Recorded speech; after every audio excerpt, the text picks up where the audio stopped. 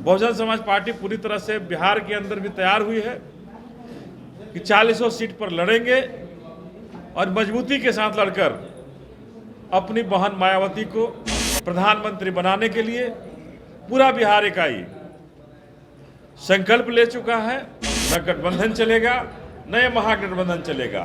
ये दोनों गठबंधन ठगबंधन है। कुछ लोग हैं जो दिल्ली की गद्दी पर चाहते हैं कि हम बैठें। बिहार संभल नहीं रहा है और ये चाहते हैं कि हम दिल्ली की गद्दी संभाल लें, तो कैसे हम उनके साथ हो जाएं।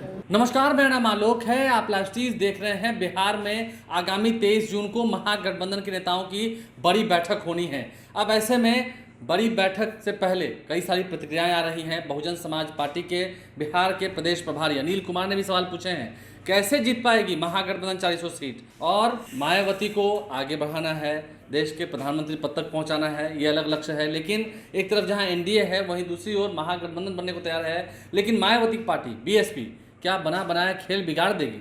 देखिए, बिहार में संगठन का विस्तार हो रहा है और अब अनिल कुमार जो प्रदेश प्रभारी बने हैं, प्रभारी पद पाने के बाद वो महागठबंधन पर और आक्रामक हैं। क्या कुछ कह रहे हैं, जरा सुनिए। बहुजन समाज पार्टी उनसे पूछना चाहती है कि आप जनता के हित में महागठबंधन कर रहे हो या अपने हित में करना चाहते हो। बहुजन समाज पार्टी राष्ट्रीय पार्टी है। बहुजन समाज पार्टी पूरी तरह से बिहार के अंदर भी तैयार हुई है कि 40 सीट पर लड़ेंगे और मजबूती के साथ लड़कर अपनी बहन मायावती को प्रधानमंत्री बनाने के लिए पूरा बिहार इकाई संकल्प ले चुका है और संकल्प लेकर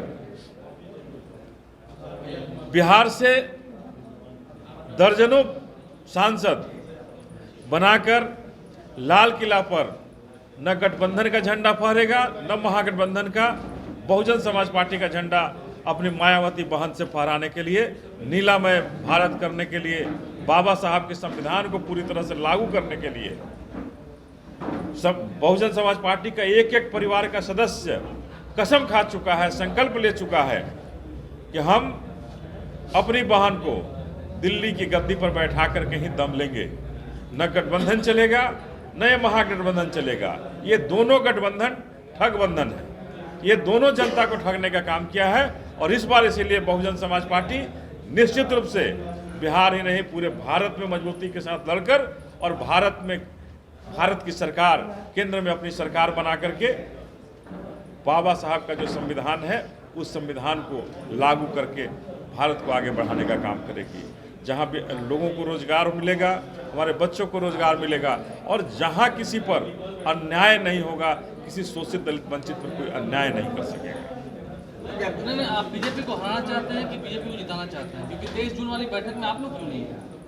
23 जून की बैठक जो है, अगर ये बैठक जनता के समझौतों के साथ हुआ होता, जनता के लिए हुआ होता, तो निश्चित रूप से शोषित दलित वंचितों के हित में अगर बैठक होता तो बहुजन समाज पार्टी सबसे पहले वहाँ होती। लेकिन ये बैठक तो कुछ लोग हैं जो दिल्ली की गद्दी पर चाहते हैं कि हम बैठें।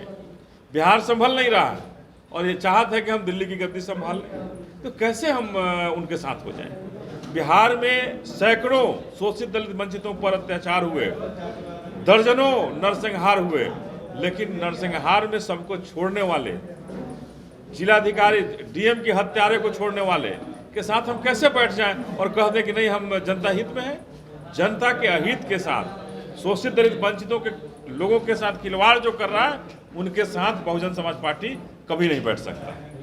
तो जो 23 जून को महागठबंधन की बैठक होनी है, उससे पहले ये बड़ी बात, कैसे जीत पाएगी 40 सीटों पर महागठबंधन, और जनता इन दोनों ही ठगबंधन को, महागठबंधन को ठगबंधन कहा है, इंडिया अलायंस को भी ठगबंधन कहा है, खूब समझ रही है। दलितों की, पिछड़ों की आवाज़ नहीं उठाए जा रहे हैं, ये सवाल भी खड़े किए हैं। देखना होगा आने वाले समय में जनता का मूड मिजाज क्या होता है, किसके पक्ष में हवा चलती है, ये तो आने वाला समय बताएगा। हमारे चैनल को सब्सक्राइब कर लें, साथ साथ फेसबुक पेज भी लाइक करें। धन्यवाद।